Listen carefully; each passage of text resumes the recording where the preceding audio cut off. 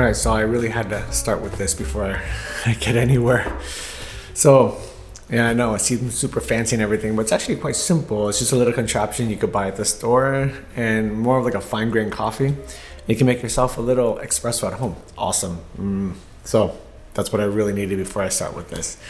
So I want to share something with you. This is not my typical 1 minute Instagram, Facebook story, but this is an experience that I just had 2 days ago that was just mind blowing. And I've been thinking about it over and over and over. And I want to share it with you because it's been so amazing. So what it was is, if you saw my story posted on Friday afternoon, I posted me at a conference with a few people, and the title was Zachary King. I can't remember exactly how I titled it. Zachary King, High Wizard of the Church of Satan. Yeah, the Church of Satan. So it's a story about a little boy, regular little boy, 10-year-old, and I'm not going to get too much into the details. I'm actually going to link his story down below. But anyhow, 10-year-old boy plays bloody murder with his friends, and it works. He plays in the dark, so he plays in the bathroom, and he sees his face in the mirror, and it works. Kids go out screaming, and he stands there and he realizes, I was able to call upon this face that I see in this mirror. So he started to call upon this face over and over and over, and he started to befriend this thing. And he started, long story short, he starts to develop the ability to ask this face, which turns out to be the demon, favors. And he was able to get things as he wanted. In video games, in board games, he was able to win as he wanted. He was able to get some money as he wanted. And he started to develop an addiction to this power that he had with these spells, this magic, this demonic petitioning, and it works. So at 10 years old, 13 years old, he was full-fledged. He became a Satanist, invited by another kid at 13 years old. Another 13-year-old invites him, and he becomes a full-on Satanist.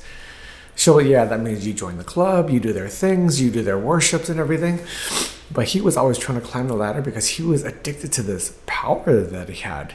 He was always intrigued by magic. Not magic like sleight of hand, but real magic, where spells and hexes that he could put on people. And he starts to develop these powers, and he became very powerful. So powerful that he got elected to be a wizard. Not a priest, because the priests in their Church of Satan, they could do sacrifices and things, and that's a whole other story in itself, how they do sacrifices and what they do, and how Satan desires blood. But I'm not going to leave that. You could check that out in his story. But him doing sacrifices, but he was always intrigued by the magic. And so he moved up, not to be a priest, but to be a wizard, a real wizard. Yes, 2022, in the real world, there are wizards. There are witches too. He became a wizard. He was very powerful, and people would rent him. They would pay him thousands, up to millions of dollars to put hexes and spells on people and situations. And he was able to do that.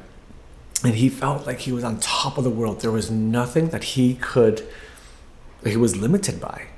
And one little sample was, he had a power trip when he became a high wizard, which is the highest ranking body that you could have in the Church of Satan. And at any point in the church, there's like 2 to 5 people, sometimes up to 10, and at some point may even been down to 1. So he was thinking he may have been the only standing high wizard in the Church of Satan, the most powerful man in the world. And when he opened up the Wizard's Handbook, it says, no one can tell you what to do. Wait, what do you mean no one can tell you what to do? Yeah, he's part of a church, but it's still here. If you become a wizard, that's what it says. So if someone pays me some money, I don't have to do what they ask me to do. Someone pays me $1 million, I don't have to do what they tell me to do. And he got this power trip. So he went into it, he fell head over heels into it, and along with that, it comes into the promiscuity, the drugs, the sex, and all of this. It's just pleasure. But he got tired of it. Long story super short, listen to the link down below. He got tired of it, and he tried to get away from it. And getting away from it, he started, he was just tired of the same sins over and over. He just wanted to live a regular life like a regular person without having to call upon this demon, right? Because he wasn't himself. And so the interesting thing is, he was just running a simple job, and a lady comes up to him in a transaction he was having at the store that he was working at. A lady comes up to him, and after the transaction happens, she's like, I have something for you. And he's like, oh, I know this type. I know the evangelical type. What you're going to do is you're going to preach to me. You're going to tell me how good God is, yada, yada, yada. And he's thinking in his head, oh, yeah, what do you have for me? A little pamphlet, a little preaching. She's like, oh, I have something. So she pulls out of her purse, and she pulls out this little piece of metal. And he's thinking, whatever you pull out, I'm going to put it in my hand. I'm going to drop it on the floor. I'm going to step on it. And I'm going to flex my power. I was, at one time, the High Wizard, he was thinking to himself. I'm not going to fall to this woman's, I don't know, whatever, wizardry or whatever she wants to preach about. So she takes it out. She takes out this little metal piece, really cheap little piece, puts it in his hand, and as he closes his hand, the world goes black. And he's able to see all his sins and everything in the past. And it's like, whoa, what is this power that he's never encountered before? He opens up his hand, and it is the miraculous metal, a blessed miraculous metal. And then he sees Mary. At age 13, when he entered the Church of Satan, he had to cut his hand, sign his soul away to the devil to say that Christ died for all except for me. Christ's blood washes away all except for mine. So at age 13, he sold his soul away. He thought that was it. Never will he ever be saved by the church, saved by God. And in that moment, though, when Mary appeared to him, he said she was the most beautiful person he'd ever seen. And the way she looked at him, he knew that he was loved. He knew that he was never lost. And it was such a powerful moment. And that was what sparked his conversion from High Wizard, which one is the highest ranking official in the Church of Satan. And he goes and he has his conversion through Mary. I'm just blown away by the power of Mary. And so there's so many little details. But why am I sharing all of this with you? I want to let you know that there is, when he speaks about the strengths and the powers and the hexes and all these abilities, yet he's so weak standing in front of Mary. He's so weak standing in front of the power of God. And he speaks about how the devil wants sacrifice, how he gets fed by the blood of sacrifice, especially abortions. Now that he's coming and he gives us the talk, he looks at us, priests. The talk was mainly given for priests the other day. And he adores the priest. He sees the power of the priesthood. And it was very humbling for me when he asked for my blessing. I don't know, a man who has so much power, in the power on the dark side.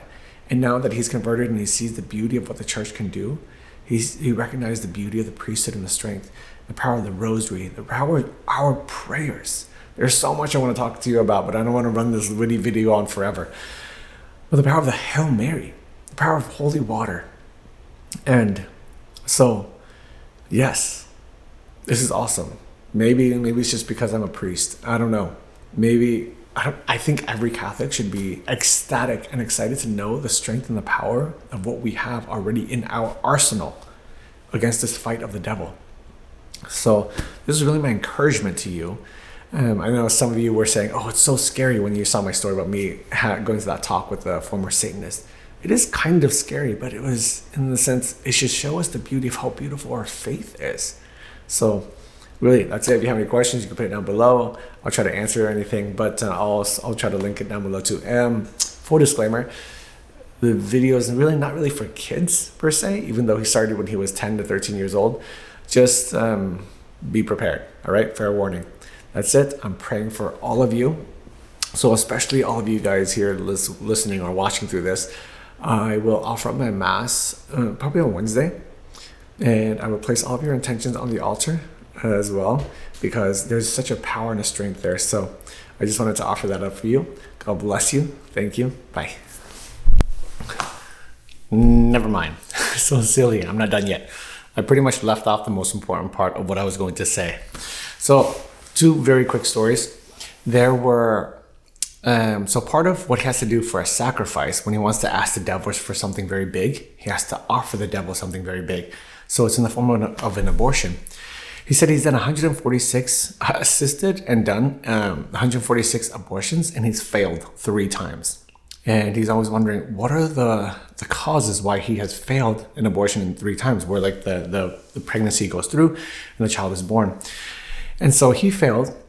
And some of the other high wizards also failed a couple times. And so they had a meeting with all the high wizards coming together. And they were trying to figure out what was the cause of all these failures.